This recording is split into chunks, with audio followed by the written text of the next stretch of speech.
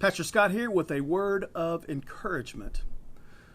A man was born in London in 1725. His mother was a Puritan, but unfortunately 2 weeks before his 7th birthday she died. His dad was a salty sea captain, and at the age of 11 his dad took him to sea with him. He was pressed in his teens to join the British Navy. That didn't last long, and later he served on a slave ship, the Pegasus. He didn't get along with the crew, and in 1745 they left him in West Africa with a vicious slave trader who in fact sold him as a slave to an African royal princess.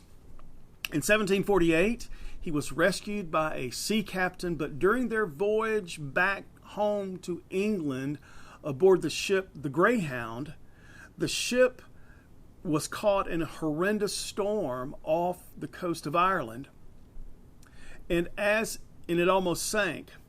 And seemingly out of nowhere, this man cried out to God. And in that moment, miraculously, the cargo of the ship shifted to fill the hole in the hull of the ship.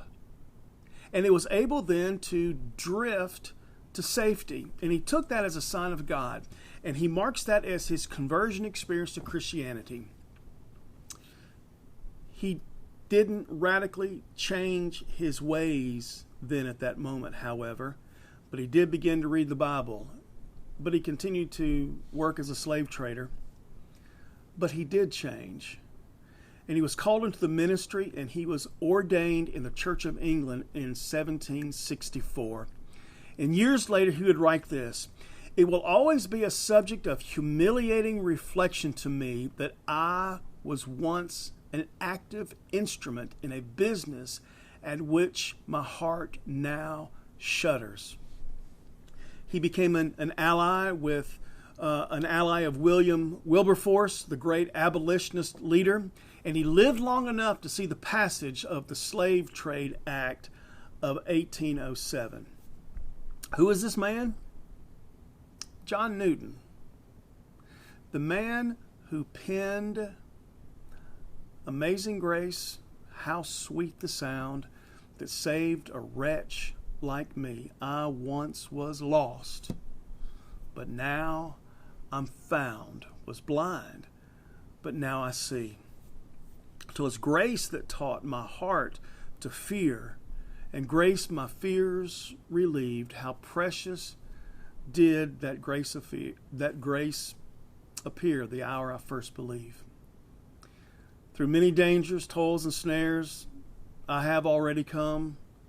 'Tis grace hath brought me safe thus far, and grace will lead me home." What changed in John Newton? His heart. Who changed it? The only one that can change a heart: God.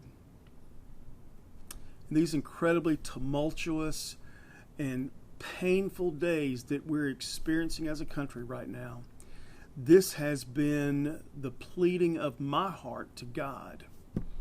God, would you do for us what only you can do? Don't just change us, God. Transform us. Each one of us individually, God, transform us. May our hearts on earth reflect your heart in heaven. If you go to church, we pray this every Sunday. Your kingdom come, your will be done on earth as it is in heaven.